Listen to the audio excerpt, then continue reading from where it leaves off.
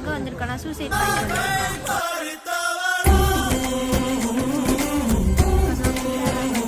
போய் பார்க்கலாம்.